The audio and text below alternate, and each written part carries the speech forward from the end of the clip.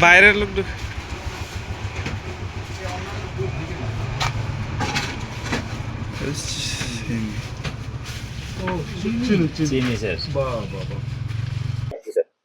আমরা গতকাল রাতের বেলা রাত আনুমানিক 3টার দিকে আমরা খবর পাই যে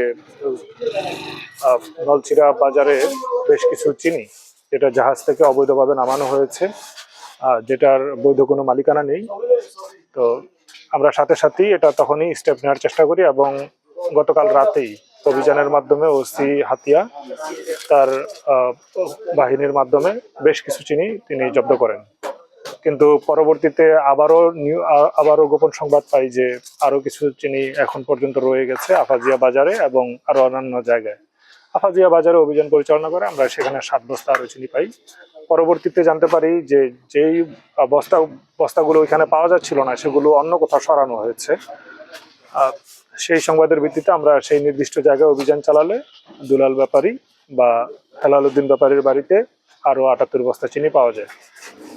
তো এখনো আরো অন্যান্য জায়গায় চিনি থেকে থাকতে পারে। সঠিক ইনফরমেশন পেলে আমরা অভিযান পরিচালনা করব। এ পর্যন্ত মোবাইল কোর্টে আমরা আটক করেছি 78 এবং 85 বস্তা, আর ওসি হাতিয়া থানা হেফাজতে আছে আরো আনুমানিক 200 বস্তা, যদিও উনি এটা ভালো বলতে পারবে না, আমি এটা এক্স্যাক্টলি বলতে পারছি না। আমরা পরবর্তীতে আইনানুগভাবে এটার যেই ডিসভার্সন অথবা যেভাবে বিলিবন্ধের যে প্রক্রিয়া আছে সেটা অনুসরণ করি আমরা এটা বিলি নির্দেশ করবো। ধন্যবাদ।